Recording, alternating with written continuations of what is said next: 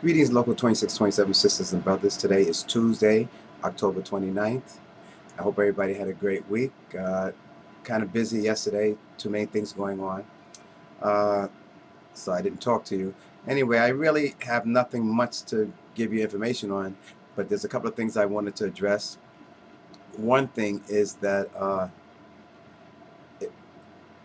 every agency that we have a labor management, and we have a few that we ask for labor management meetings with, they're all canceling. They're all moving it actually into November after election day. It looks like they're trying to hold on and to see what's going to happen, who's going to be mayor. I think at this point, if you listen to the polls, we know who's going to be the mayor. But there's no guarantees because de Blassio is going to be mad that he's going to do the right thing. In fact, from some of the things that I've been reading and some of the things I've been hearing, he's kind of backing off on some of the things that he said he was going to do. It's like he's getting too cocky because he has that big margin. What union he's going to deal with first when it comes to contracts and whatnot, I have no idea. I don't know who his favorites are.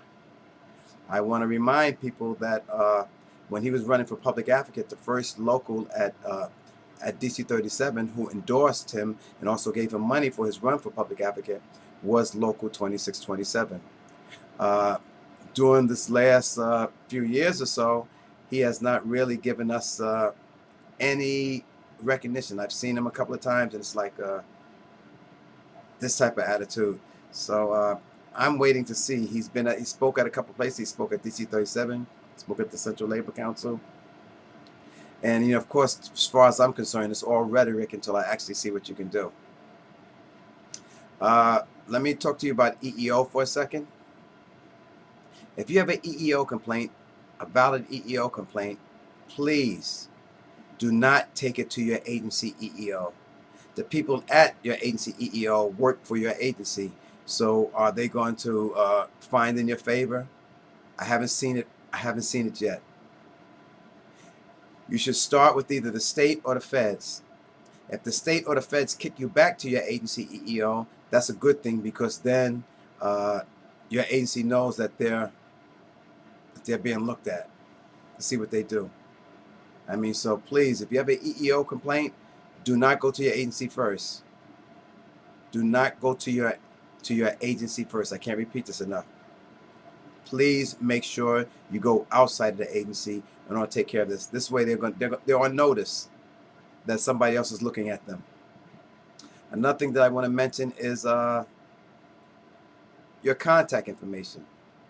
If you have a shop steward on your site, let me repeat that. If you have a shop steward on your site or shop steward in a reasonable closeness to you, I'll put it that way, then that's the first people that you should contact. The shop steward understands, and the shop steward needs to know what's going on before you call this office. Because the first thing that we do when you call us with a problem, we know there's a shop steward, we call the shop steward and ask the shop steward, what does he know about the situation? What does he know about the people involved? Or she knows about the people involved.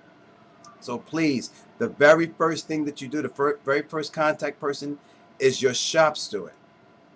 If you're at a site where you have more than 10 people, you need to have a shop steward. You need to call our office and let us know so that we can make sure that we hold a shop steward election. It's very important because the only way we know what's happening at your site is if somebody tells us. In most cases, it's the shop steward. And our shop stewards, our 50 or so shop stewards, do an outstanding job. I mean, they have relationships with management. And if they don't have a reasonable relationship with management, they know all the nuances of the management's screwed up attitude, and they give us a heads up. So you need to talk to them first before you talk to us. Another thing, when you send us emails, and I've been saying this over and over and over, and people don't seem to be listening. Do not send an email unless you spoke to us first. We get too many emails. We may not be able to get to you for 2 or 3 days. And the other thing is, and at least if you did send that email, please put your phone number in the email. In fact, I just thought of this as I'm speaking right now. Why don't you make part of the subject your phone number? If we see your phone number in the subject, we're going to go to that email right away and pick that one out and start talking to you. If you have an issue, you send us an email and we don't get back to you in a day or two, then you need to give us a call. But please don't email us first. Let us ask you for the email. We get too many emails. And when you put that with the spam and the other things going on, you need to talk to us. You have our phone numbers. You know how to get in contact with us. Good and welfare this week. Sia Kunza from the Law Department, New York City Law Department, is recovering from a surgery.